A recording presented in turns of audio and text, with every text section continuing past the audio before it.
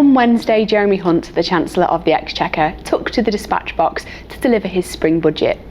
Before every budget, the newspapers' headlines are filled with speculation about what may be announced. Many people tune in to watch the budget live, and hours are spent analysing it afterwards. This spring budget was no different, perhaps even more so given that it was the Conservative government's last big chance to win over voters ahead of the next general election. Whilst there's no date set yet, the current government can call the election when it suits them, and will likely see it take place towards the end of the year. Politics aside, we are interested in the nitty-gritty of the budget and what it means for our clients, so let's get into it. Hunt began by setting the scene. Following on from the high levels of inflation in the UK, exceeding 11% in October 2022, the Office for Budget Responsibility, or OBR, now expect inflation to fall to 2% targets in a few months' time, and expect a pickup in economic growth, with GDP forecast to average 0.8% in 2024, which shrugs off the likelihood of a long and deep recession. Turning to some of the key announcements. British ISA. Currently, an adult can save £20,000 into an individual savings account, or ISA. This is a tax-efficient wrapper for your money. Jeremy Hunt announced a new concept, a British ISA, an additional £5,000 allowance, which can be used to invest in British companies. It's currently unclear how this will work in practice. For example, will it include all UK listed companies? We know that many large FTSE 100 listed companies generate most of their revenue from overseas. Will it include UK bonds, gilts and corporate bonds?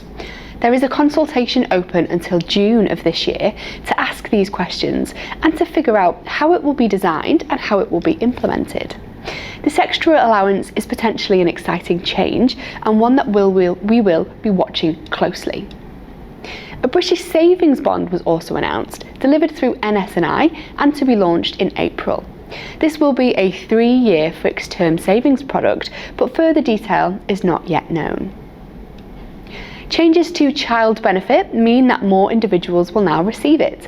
The Chancellor recognised unfairness in the current system, that child benefit thresholds are currently based on one parent's income alone, and is looking to broaden the assessment criteria to include household income. Deciding on whether a charge should be levied to recoup some of the benefit based on one income alone means that single-parent families or single-earner families are treated unfairly. This change in criteria will take time to iron out through consultation before it is rolled out in 2026. A quick win in the meantime is an increase in the assessment amount from £50,000 to £60,000. That is the amount of adjusted net income that can be earned before a charge is levied to recoup some of the benefits. The income threshold at which the charge is large enough to wipe out the child benefit is also being raised from £60,000 to £80,000. Hunt saved his standout announcement until last, a further cut to national insurance contribution rates, or NICs.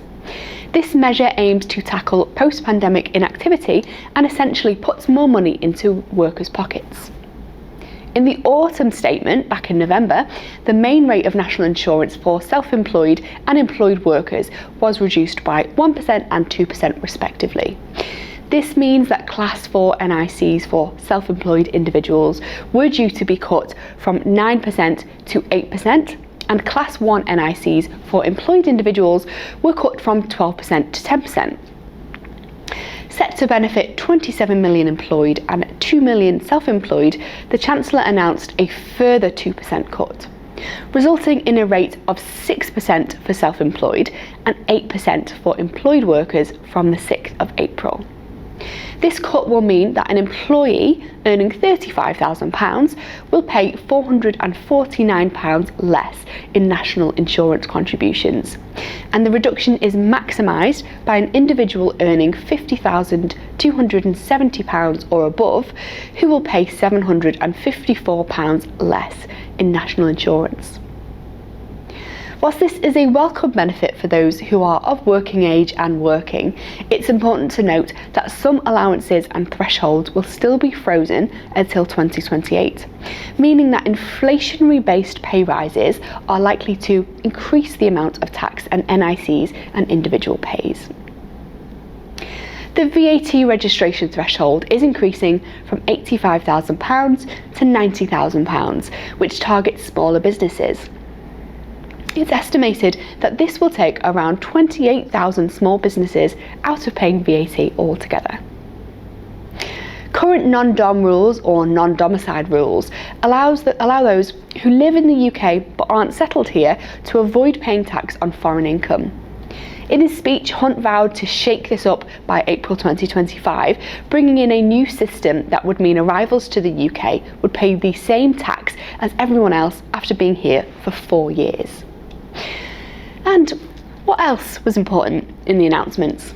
Other noticeable mentions include a tax cut from 28% to 24% for higher rate capital gains on property that isn't your home, a freeze in fuel duty with the 5p cut maintained for a further 12 months, the stamp duty land tax relief for those who buy multiple properties in a single transaction abolished, and investment in a £3.4 billion NHS productivity plan.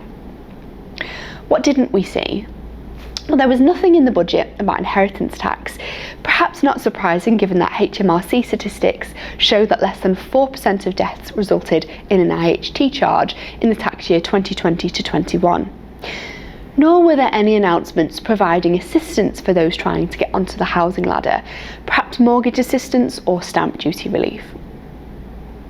In summary, the Chancellor spent his fiscal headroom on tax cuts for working people and a freeze in fuel duty, recouping some of those spending with new taxes on vapes and those currently classed as non-DOMs. By the end of the day, UK markets ticked up slightly into the green, a nod of approval for the budget. More importantly, there were no real surprises for markets. It was vital for Hunt to show that the government has fiscal credibility.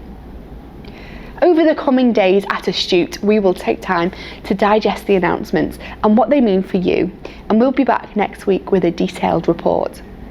If you have any questions, then please don't hesitate to contact your financial planner. See you next time.